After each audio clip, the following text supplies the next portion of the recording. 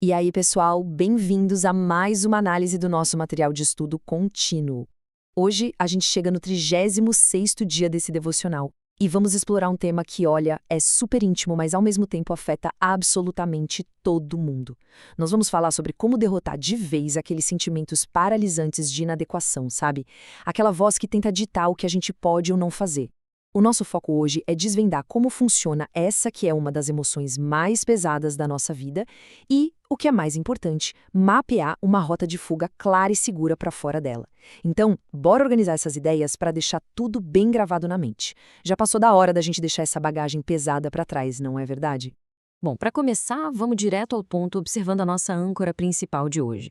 É uma declaração milenar lá do livro de Isaías, capítulo 50, versículo 7.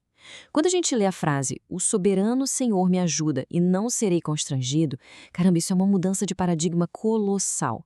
Essa firmeza que o texto descreve não tem absolutamente nada a ver com essa cultura moderna de autoajuda, de ficar repetindo, eu só preciso acreditar mais em mim. Não. Não é uma autoconfiança fabricada. O texto aponta para uma dependência de algo muito maior que nós mesmos. A nossa capacidade de bater de frente com a humilhação e a inadequação vem 100% do suporte divino. É meio que uma força emprestada, sabe? E é justamente ela que se torna a nossa maior defesa.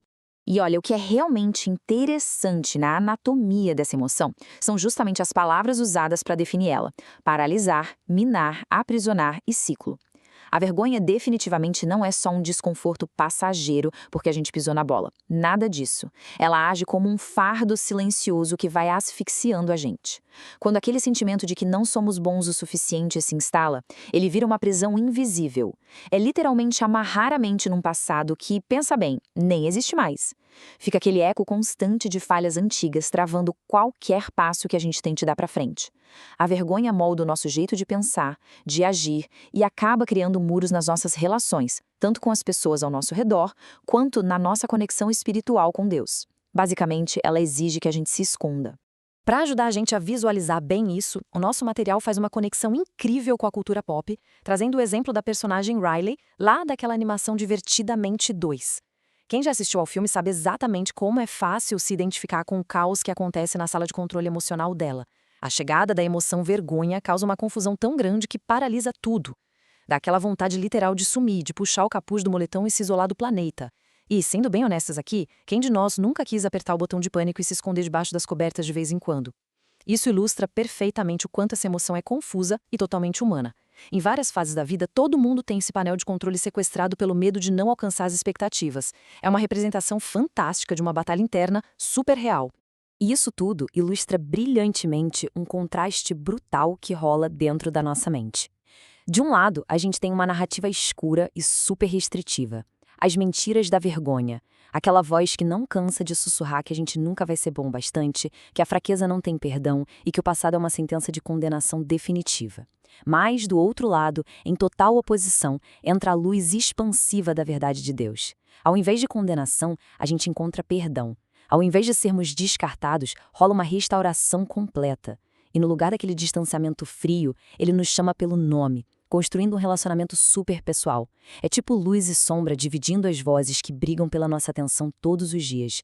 O grande desafio é, para qual dessas vozes a gente vai entregar o microfone hoje?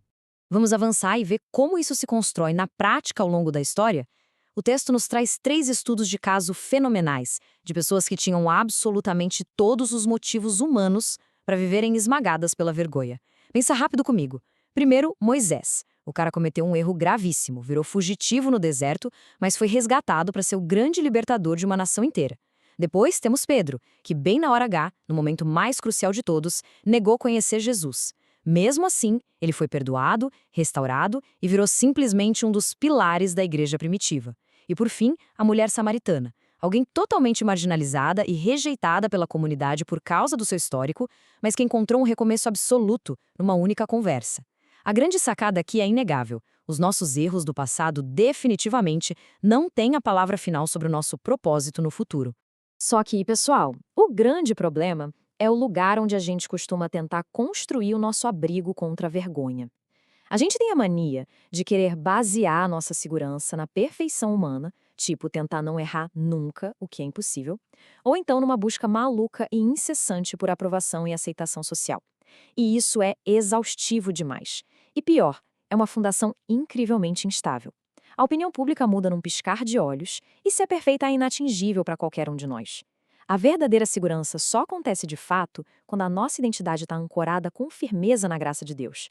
Quando a gente constrói nossa base no Criador, as críticas de fora perdem aquela força de destruição, e as nossas falhas deixam de ser um rótulo colado na nossa testa para sempre. E é exatamente isso que nos leva ao coração absoluto da nossa reflexão, a cruz. E veja bem, não estamos falando só de um símbolo histórico. É o lugar exato onde a vitória final e definitiva contra a vergonha foi conquistada. O nosso texto base deixa muito claro que é aceitar o que aconteceu ali que nos liberta de vez daquele peso esmagador do passado. Lá na cruz rolou uma troca maravilhosa. Todas as nossas inadequações, culpas e falhas foram absorvidas e, em troca, a gente recebeu uma identidade novinha e folha, limpa e perdoada. É literalmente o berço de uma nova forma de existir, onde a gente já é aceito antes mesmo de fazer qualquer esforço humano. Não tem liberdade maior do que essa. Agora, diante de tudo isso, a gente precisa dar uma pausa e deixar uma pergunta fundamental ecoar. Será que nós estamos carregando correntes que, na verdade, já foram destrancadas? A vergonha tem esse poder perigoso de distorcer a realidade. Ela faz com que a gente ande de cabeça baixa, arrastando uma mochila lotada de pedras de culpa por quilômetros e quilômetros, quando, a bem da verdade, a conta já foi totalmente paga. É essencial a gente refletir sobre isso hoje. É uma tragédia viver a vida toda se comportando como um prisioneiro, quando a porta da cela, na verdade, já está escancarada para nós. Então, o ponto crucial é: como é que a gente pega todo esse conhecimento e transforma em ação prática no nosso dia a dia? O nosso devocional dá um roteiro claro de 3 passos para hoje. Primeiro, a gente precisa parar e fazer uma reflexão bem honesta. Quais são as áreas da nossa mente ou da nossa rotina onde a vergonha ainda está tentando ditar as regras? Segundo, pegar essas vulnerabilidades exatas, expor todas elas sem medo e entregar tudo em oração. E o terceiro passo é botar a mão na massa, declarar a nossa nova identidade. É abrir a boca e usar as palavras para reafirmar todo santo dia que a nossa segurança está no Criador e não naquilo que a gente errou lá atrás. É assim, passo a passo, que a gente consegue caminhar numa liberdade genuína. E para a gente fechar nossa análise, vamos guardar bem essa frase aqui, que é curtinha, mas tem uma potência absurda. A ideia é que ela vira a nossa declaração diária para ecoar dentro da gente toda vez que aquele sentimento de inadequação quiser dar as caras. O Senhor me ajuda e eu não serei envergonhado. Isso é um lembrete sólido de que a gente tem uma identidade renovada e 100% livre da vergonha. Então pensa comigo para finalizar. Se o peso do passado não dita mais o nosso futuro, qual é o próximo passo corajoso que a gente pode dar ainda hoje, hein? Que essa verdade seja a base inabalável para uma mente realmente livre e confiante. Um baita abraço para todo mundo e até a nossa próxima explicação.